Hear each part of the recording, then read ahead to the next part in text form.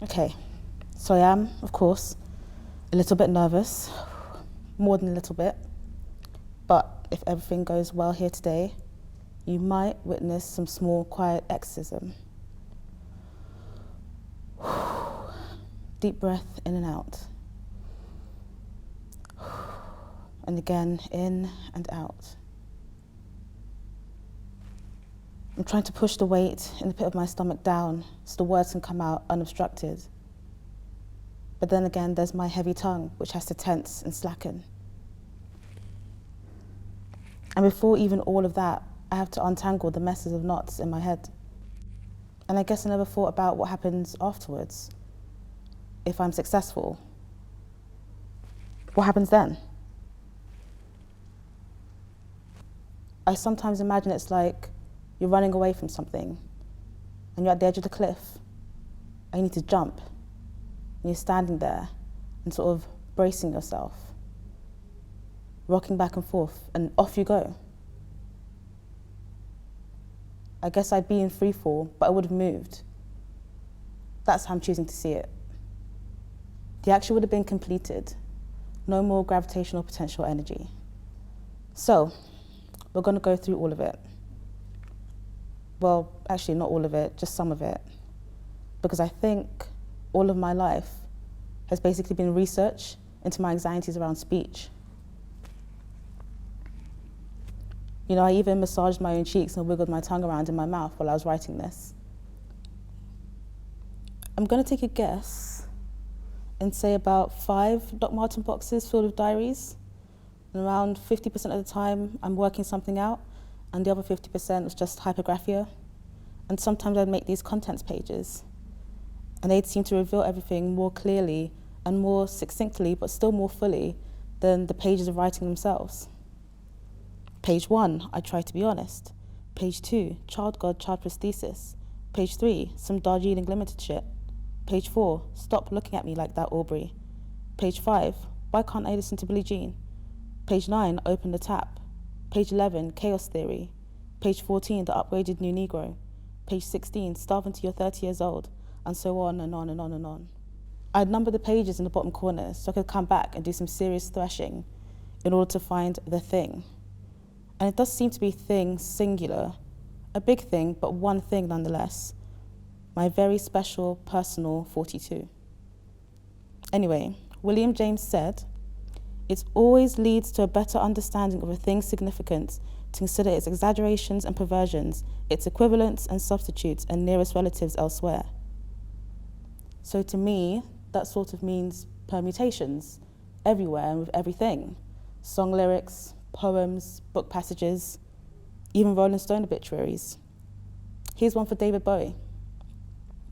I'd go through and I'd underline all these lofty phrases writers used to describe these demigods. Apotheosis is one of my favourite words. And I'm thinking, there's got to be some invisible thread running through the whole thing. Crap. Maybe I'm admitting I'm kind of a conspiracy theorist? No. But like I said, where's my 42? Where's my answer to life, the universe, and everything? It's in Rolling Stone obituaries, and sci-fi films, and hero worship, and code. Unlock the thing. Sequence and symbol and puzzle, and try again and again, and failure, and try again. And scribbling out, throw the whole thing away. No, not the whole thing. There must be something recoverable there. And the way they say, go down to the sentence level, and ignoring the big picture, and no, that word means something else in that language, and the labeling, and the annotations, and the marginalia. Ugh, yes, I love me some marginalia. And patterns, and the rhymes, and the symmetry, and coincidence, the magic of coincidence. No wonder it's an exclamation. Oh, what a coincidence.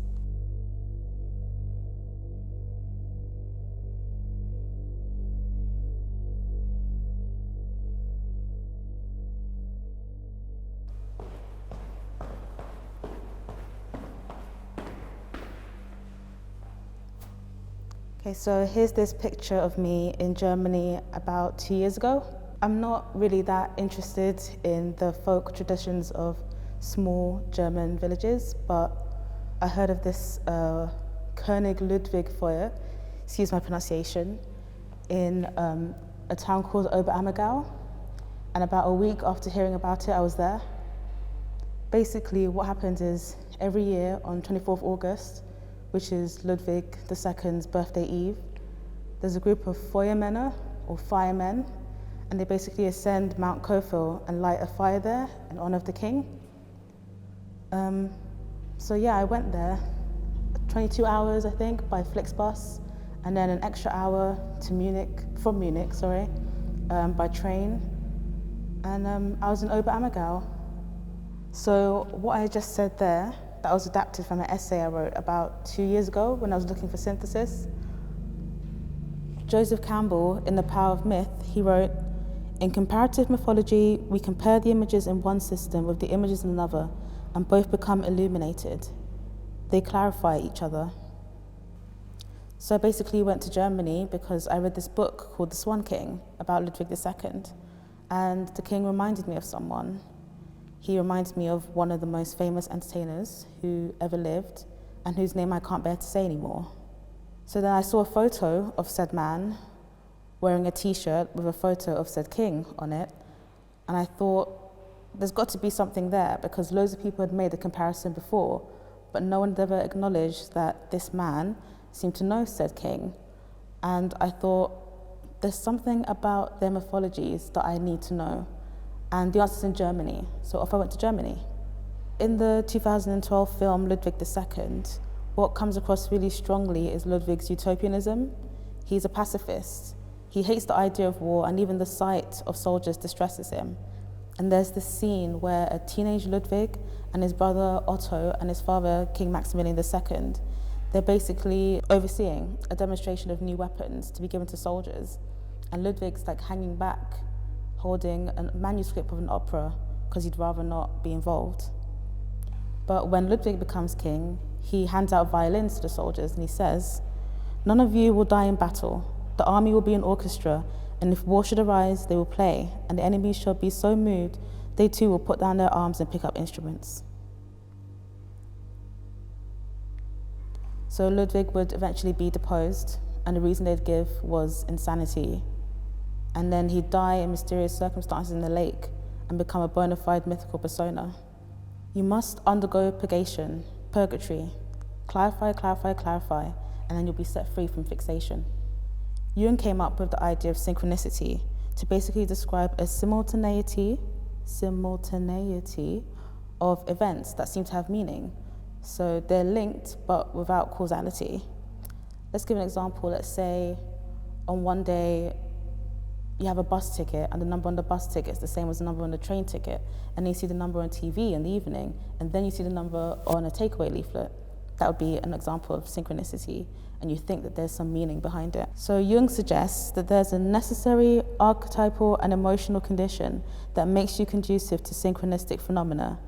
It's all in your head, essentially, which I hear as there's something wrong with you. But we all like patterns. We all like to think there's an order to things.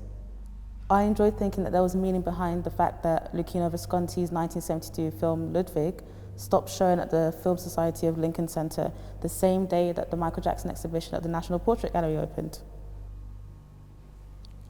Synchronicity makes the world both bigger and smaller than you. It makes it infinite and unknowable, but also the size of the space inside your muddled head. It makes you want to find the thing, the answer, and say it out loud, 42.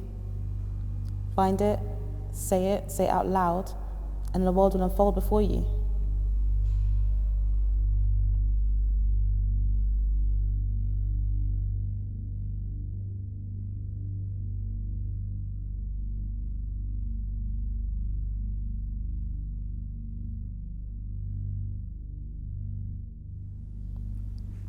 So The Brother from Another Planet, it's this 1984 John Sayles film, and it basically begins with this pilot who crash lands in the Hudson River or the New York Harbor, and he survives, and he climbs out and he's a little bit disoriented and he's injured.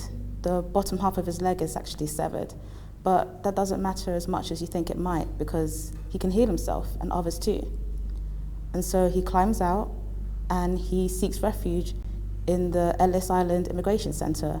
This was before it became the Museum of Immigration. And when he's there, he touches the pillars and he touches the benches, And he hears the voices of those who had been processed there ages ago. He hears the crying of children. He hears the panicky attempts by their parents to pacify them. And it's cacophonous and disturbing and overwhelming. And he runs out. And as he's running, he heads west, and he ends up in Harlem. Very quickly, we learn he's actually on the run. He's an alien slave. He seeks refuge in the black community in Harlem because this alien, he actually has the appearance of a human black male, and so he's treated like one. Oh yeah, and the main thing about him is that he's mute. He can't speak. He can listen, and he does. And the people he meets, they project onto him. Some support him, but some also exploit him. I like The Brother from Another Planet. It's a weird one, but it's a good one, I think. But basically, I'm talking about it because I can't stop thinking about its ending. Basically, in the third act, he's on the run, and he sees some graffiti on the wall, and he slices his hand open and writes a corresponding message with blood. Later, when he's been caught by the slave catchers, he sees these symbols on the wall, and he manages to escape, and he runs down the alleyways and side streets of Harlem, following them. And then he sees them, his people, standing there, just as silent as he is. Their collective presence is enough to terrify the slave catchers who run away. I think about this ending a lot because I don't think it's the one I was expecting. You see, he meets all of these characters. A white single mother and her mixed-race son, who let him stay with them until the slave catchers catch wind. A black man who works at immigration or housing, I can't remember which one. Then there's the regular patrons of a bar, and then there's this nightclub singer who he falls in love with. All these people, while they were, in a way, a buffer, in the end, they wouldn't be the ones to save him. It's definitely a not-so-subtle science fiction allegory about race and immigration and drugs and New York, but it doesn't tie up neatly at the end by saying, oh look, all these tolerant people, they embraced the brother, and in the end they saved him and he lived happily ever after. Instead, they couldn't reach that gap. Despite their companionship, he was still caught, and in the end he was only saved by ones that spoke like him. Not with words, but with pictures. Communication, that's what it's all about, says a middle-class white character in the film. If we could just talk to one another, if we could just communicate, then we'd never have any more war. We'd all be fine, we'd all get along. That's kind of what Charles K. Bliss believed. I mean, he believed it so much he invented his own international auxiliary language. It's called Bliss Symbolics. There are other international auxiliary languages. Esperanto is probably the most famous. I mean, it's so popular you can learn it on Duolingo. I think it was even in Charlie Chaplin's The Great Dictator. In this documentary, Mr. Symbol Man, Charles K. Bliss is just as eccentric as you'd expect. He tells us about growing up in the Austro-Hungarian Empire, in a little village which is now in Ukraine.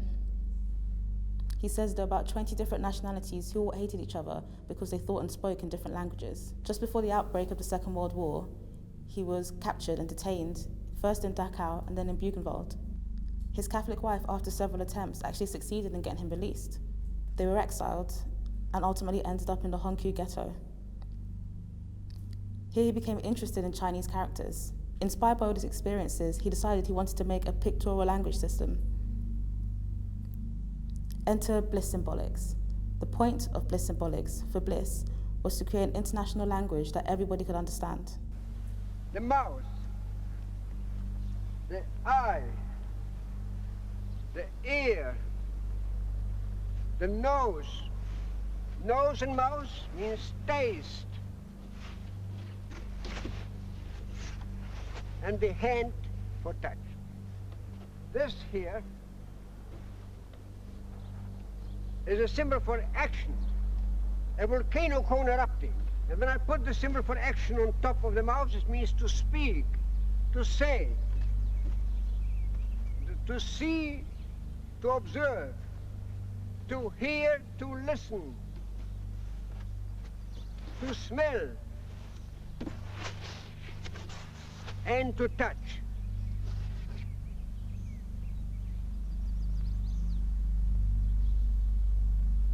The symbol for action again. This is an age-old symbol by the Greek philosophers. It means God, creator. Divine harmony is expressed in geometrical configurations. And here is the symbol for man. And look, the symbol for action appears in the symbol for man, because for a man, action, success, endeavor makes life worth living. And look here, the symbol for creation appears in the symbol for woman, because woman is the trustee of creation. Within her womb, a new creature comes to life.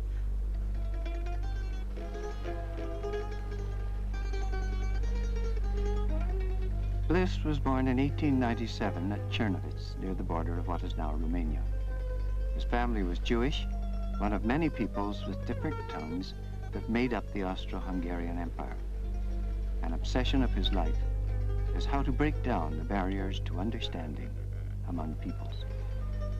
All these symbols are international. The heart means emotion. The arrow going up means heart-lifting joy, happiness. The multiplication mark means much happiness, jubilation. And another multiplication mark means much, much happiness, bliss, my name. So Bliss takes pride in the fact that it's a language made up of permutations. He's really happy about the wealth of things that can be created from 50 original little symbols, little pictures. And that's great, narrow it down, 50 pictures. But then it's double-edged because you have that worry of, can I say everything that I need to say? Anyway, I went to a friend. I asked him, help me make words into pictures. Words and pictures. Make words into pictures. Picture, singular, just one. One image to say the damn thing. Just began to think of how everything on the planet, the universe, is built from those small individual codes of letters, and I just thought how we exist in the midst of all of this as complex entities and have the ability to communicate with each other through many means, many methods, and language can be actually misunderstood, and it can hold people in places that I didn't think it could. Only until you mentioned it to me, that these random words can actually do many different things to people. You've got books behind you. Those are pieces of words that form realities in themselves. And I just began to think about how we exist in this whirlwind of information on the planet, and how somebody can be lost in the middle of that thing, and instantly it just began to, over a few days, it began to just like come clearer in my head of what I wanted to put down. Yeah. Trying to like marry words and visual art, especially in terms of like sometimes feeling like words can't get out everything that I really want to say. Mm-hmm. Like struggling with language and thinking about how an image can sometimes encompass I guess meanings more fully than words can sometimes. So like that was kind of like partially the thought behind it. And yeah, it's just really like amazing to hear you talk about like how we use language, and especially like the idea of getting lost within like these reams and reams of like information, which is just like letters placed one after the other. And yet it's so powerful that it can like, you know, change people, change cultures. Yeah, I'm really looking forward to seeing what you created. Yes, thank you. I'm a painter by practice, and so painting to me is my instinct, like base form of expression. I like to do sculptures as well, but painting just comes naturally for me. And I began to think about the words that you said and the nature of language itself and how it related to you. And you spoke about it being something almost chaotic, but it is a language that you understand yourself. So within the chaos, there is an identity, there is a form within it. So it's a mixture of understanding and also being lost. So that's what I was working with whilst I was creating.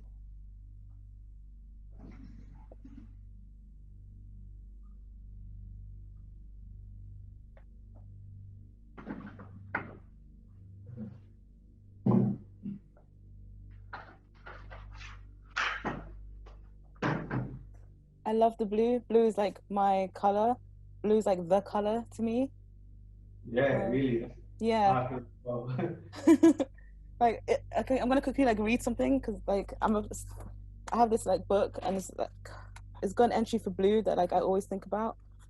Where is it? Okay, yeah. It says, blue is the deepest color. Unimpeded, the gaze plumbs infinity, the color forever escaping it. Blue is the most insubstantial of colors.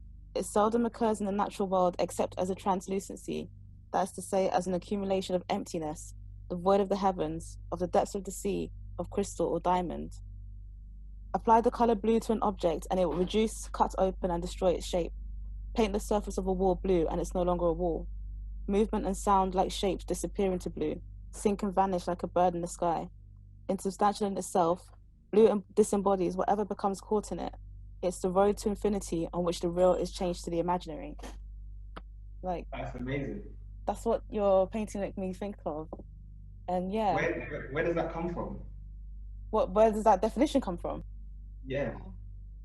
This dictionary of symbols, like, I don't know, like you think of dictionary, you think of like really sort of academic and like to the point kind of definitions, but this one's really like a bit like mystical and like poetic, and yeah, I just like think about that definition of blue, and that's kind of what I see in the painting here, like the idea of like an object kind of connecting with the infinite. It's like the face kind of melting into the infinite. Yeah, exactly that.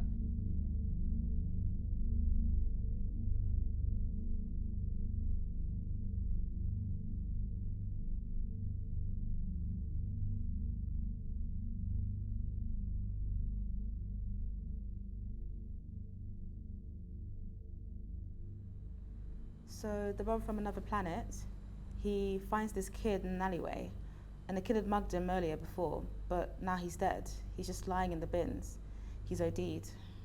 And the brother, he bends down and he finds this little baggie and he picks it up and he opens it and he dips his finger in and licks it. And then he takes a needle, I think from the floor, and he shoots up. And then Virgil comes and takes our spaced out alien Dante into hell.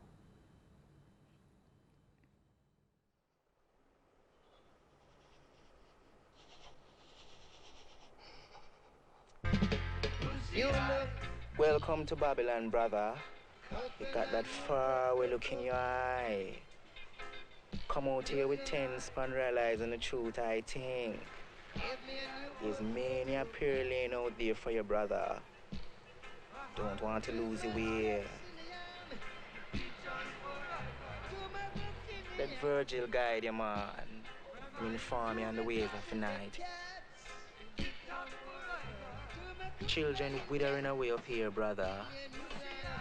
Worshipping the idol of capital. Lusting after the false salvation of here and now. Black brother and sister perishing up here, man. Waiting for scrap from Oppressor table. Oppressor got us for house bed. Doing tricks to get reward. Oppressor need a slave, him find it here. Oppressor need a harlot, him find it here. Oppressor don't need here at all. Him wipe it away from the mob. You fellas want to party? All people on the street at night time, Listen, brother. I'll give you a blowjob if you One fix them my shoe. goal. Huh? Look at what we own. You think you can fix it? Everything Babylon make, everything it take in, it's shit Come out on. here. Hey, listen. Listen, it's a bargain. Hey, Mouthhead, bring your handsome friend back here.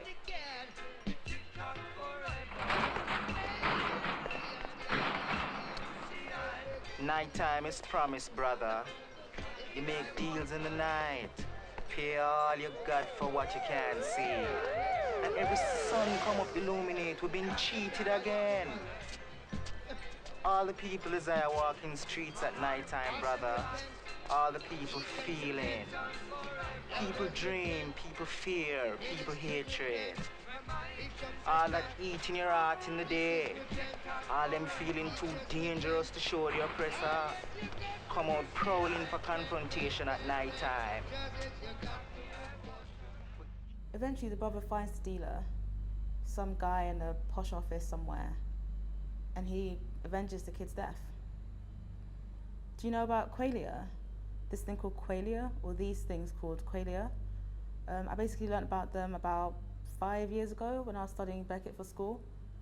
And basically I went and had a look at my notes and I'd written nothing except pain and qualia. Qualia, even the word, there's something really like disturbing about it, at least to me. I think it's to do with the qu sound. I just don't really know how to say that properly, that qualia.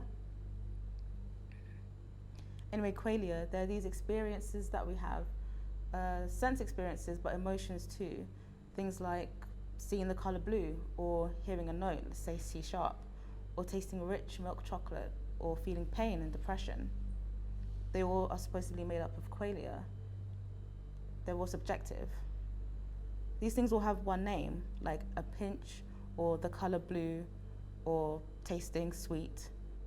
But is my experience of blue like yours? When I get pinched, does it feel like when you get pinched? It just feels like there's all these gaps between us that without some weird and unimaginable, at least to me, scientific intervention, we'd never be able to cross. This kind of seems to mean that there's things that we'll never know, and if we don't know them, we'll never be able to articulate them. But we still give it a go. We say, oh, I know what you mean. Oh, I feel you. And we have to basically accept that you do. So for a really long time, I had this photo of Samuel Beckett saved in my phone, but he was smiling in this really terrifying and alien way. And it was terrifying to me because he terrified me. And I was scared of him, scared of his books and what they did to my brain, especially what. But anyway, I had this photo for a really long time because I was trying to remind myself of something, but I've forgotten it now anyway. In 1932, he wrote this letter to his friend, Sean McGreevy, and he said, I'm not ashamed to stutter like this with you, who are used to my way of failing to say what I imagine I want to say, and who understand that until the gag is chewed fit to swallow or spit out, the mouth must stutter or rest, and it needs a more stoical mind than mine to rest. Until the gag is chewed fit to swallow or spit out, the mouth must stutter or rest. He also said as missaid, and I'm under no obligation to actually take what Mr. Beckett says as gospel, but I do because that's what you do when you read. It's like something inside you goes ding, ding, ding. It's like this little puzzle piece finds its slot, and you say, yeah, this is true with a capital T, at least for me. But what you really mean is this true with a capital T full stop. Said is missaid, and it's kind of tragic. And aren't you supposed to kind of gain something when you admit that certain things are inevitable and other things are completely out of your control?